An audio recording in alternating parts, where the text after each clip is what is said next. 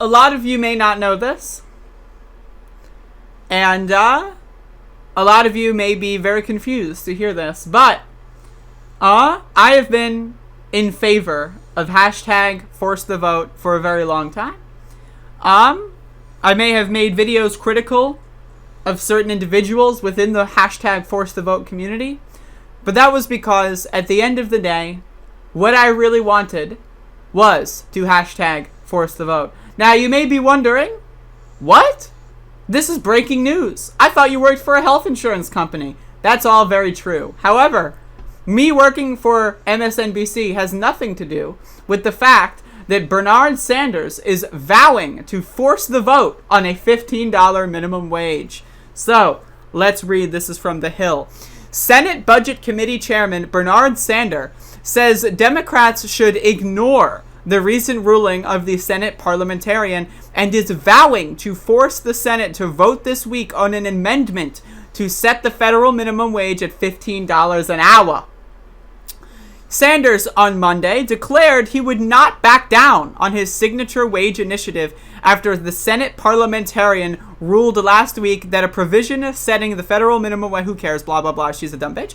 My personal view is that the idea that we have a Senate staffer, a high-ranking staffer, deciding whether 30 million Americans can get a pay raise or not is nonsensical. We have got to make the decision, not a staffer who's unelected. So my own view is that we should ignore the rulings, the decision of the parliamentarian. Fucking just ignore them. Not even overrule it. Like, Bernie, I think, should vote, like, should try to get Kamala to overrule it. But not even just ignore it. Like, I love that. You know what we should also do? Just ignore the Senate. Like, I love you, Bernie. But, honestly, the Senate's a little bit of bullshit. Can we just ignore the whole Senate, too? Why stop at the Senate parliamentarian when we can just ignore the entire Senate? I'm just saying. Sanders added, given the enormous crises facing this country and the desperation of working families, we have got to, as soon as possible, end the filibuster. Bernie was kind of waffling on the filibuster for a while, even during the 2020 presidential campaign. So I'm really happy that he's finally just fully throated saying he wants to end the filibuster. That's great. We cannot have a minority of members define what the American people want. Sanders said he will force a vote on an amendment raising the federal minimum wage this week. To the best of my knowledge, there will be a vote on the minimum wage, and we'll see what happens. He said, I intend to offer the bill that will raise the minimum wage to $15 an hour, and we'll see how the votes go. If we fail in this legislation, I will be back, he warned. We are going to keep going. God bless Bernard Sanders. We are going to raise the minimum wage very shortly to $15 an hour, he said. God bless. Senator Elizabeth Warren, D. Mass., another leading Senate progressive, on Monday said she favors a vote to overrule the parliamentarian. I agree, she said. But Warren said the Senate filibuster rule, which requires 60 votes to pass most controversial legislation, is the biggest obstacle facing President Biden's agenda. Blah, blah, blah, fuck Elizabeth Warren. Anyway, this is great. And I saw that there was a follow-up to this morning. Another article on The Hill, because I had this one bookmarked, and then when I went to check it this morning, there was another one in the recommended feed. This is a good idea, folks. Hashtag force the vote. All those motherfuckers that won't support hashtag the vote, all those motherfuckers, right? Someone back me up here. Where is it? Where's my lovely audio? Who isn't endorsing hashtag the vote? All those motherfuckers! Fucking hashtag the vote. I love hashtag the vote, dude. God bless hashtag the vote. That was probably really loud. Anyway, so we've got a part 2 to this. So liberal senators and outside pressure groups are steaming over the Senate's seeming failure to move a COVID-19 relief package with a provision hiking the federal minimum wage to $15 per hour. An adverse decision from the Senate parliamentarian means Democrats can't move, blah, blah, blah, who gives a shit. This is that is leading to calls to overrule or fire the parliamentarian, or to get rid of the filibuster, which essentially requires legislation to secure 60 votes. If we can get it, if we can rid of the filibuster out of this whole bizarre bullshit, That's a huge win. That's a huge fucking win. So I'm just saying. Senator Bernard Sander, the Senate's leading proponent of the $15 minimum wage on Monday, called on Democratic colleagues to ignore the parliamentarian. I already read that, blah, blah, blah. Now, what does Joe Manchin have to say?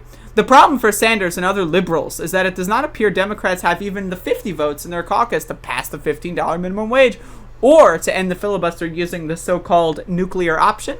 Senator Joe Manchin, D-WV, opposes the $15 minimum wage, though he does support raising it to $11 an hour and indexing it to inflation. Without his vote, Democrats don't even have 50 in the Senate. When it comes to the filibuster, both Manchin and Kirsten Sinema, D. Ayres, oppose doing away with it.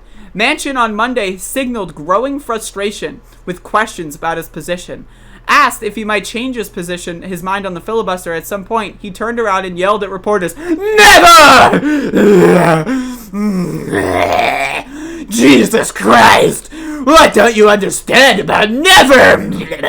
he grumbled. Liberals appear to want to raise pressure on Manchin, Sinema, and their own leaders to take some kind of action, given the party's control of the House, Senate, and the White House. They want to force a vote on the $15 minimum wage, daring Manchin to oppose it. And they are calling for Democrats to overrule the Senate parliamentarian, who last week determined that the COVID-19 relief package cannot pass with a simple majority vote under the special budgetary rules of everything, blah, blah, blah, shut the fuck up, bitch. Senate Majority Whip Dick Durbin, not to be confused with the pickle, and the White House both pushed back against the idea of overruling Mac on Monday. I don't think that's going to work. I hope that we think very seriously about blah, blah, blah, blah, blah. I don't think it only works when Republicans do it. Reminder, Republicans have fired and reinstituted a parliamentarian many times. They've overruled the parliamentarian many times. It only works when Republicans want to overrule a parliamentarian. Feel free. The door is wide open. When a Democrat does, all of a sudden, oops. Can't do it. It's the parliamentarian. An unelected person gets to make the rules. Yeah, no. It's a parliamentarian, guys. Come on. When the Republicans, though, it's like, parliamentarian, shit fucking matarian. Let's get a new one. When it's Democrats, it's, Mitch McConnell's parliamentarian is so noble, so peaceful, so brave. White House Press Secretary Jen Psaki separately reiterated that White House Chief of Staff Ron Klain's dismissal of a vote to overrule the parliamentarian. The battle over the minimum wage put a spotlight on Democratic divisions on Monday. Nearly 24 House progressives called on President Biden and Vice President Harris to overturn the parliamentarian's ruling, something that would require the support of all 50 Senate Democrats plus Harris's tie-breaking vote. 81 million people cast their ballots to elect you on a platform that called for a $15 minimum wage, the progressive lawmakers wrote in a letter to Biden and Harris. We urge you to keep the promise and call on the presiding officer of the Senate to refute the Senate parliamentarian's advice and maintain the $15 minimum wage provision in the American Rescue Plan, they wrote. Senator Elizabeth Warren, D-Mass, another influential progressive who ran a strong campaign for president, that's fake news, historical revisionism, said Monday she supports a vote to overrule the parliamentarian, but said the bigger problem is the Senate's filibuster rule, which requires the legislation to pass with 60 votes if it faces procedural objections. Reminder that the filibuster only exists because they wanted to retain even though they had minorities, they wanted to make sure black people couldn't vote. That's why the filibuster exists. I'm not even joking. The filibuster's not in the Constitution. The Senate, written in the Constitution, is a majority vote. In this context, 51 votes and you can pass anything. You could pass, destroying the Department of Defense if you wanted to with 51 votes, right? According to the Constitution. But during the Jim Crow era, right, in the Reconstruction era, they were like, wait a second, the Republicans at the time, the good guys, have too much power. So what we got to do is we got to create this rule so that they can't let black people vote. And then in Jim Crow, they reiterated black people shouldn't be allowed to vote, right? The 1940s, 50s, and 60s, no, why would black people be allowed to vote, right? And then, all of a sudden, with enough strong-arming, right, you got the Civil Rights Act, right? That kind of shit. So I want you to understand the filibuster is purely, it's not partially racist. It's not founded on racism. It's all of the above and then some. If you support the filibuster, you are a racist. End of story. There is no if. There is no and. There is no but the parliamentarian, bro. No, sorry. You're a racist piece of garbage if you support the fucking filibuster. End of story. Outside groups are increasingly irritated by what they see as impotency on the part of the party. The Democratic Party, they should do whatever in their power they need to do to deliver on this. It's a signature promise, said Joseph Givargisi, executive director of Our Revolution, a political action group that grew out of Sanders' 2016 presidential campaign. It should be full bore ahead, he said, adding that a vote to overrule the parliamentarian or to replace her should be on the table. If there's a will, there's a way to get this done. They also said if Democrats abandon the push for a $15 per hour minimum wage, they do so at their peril.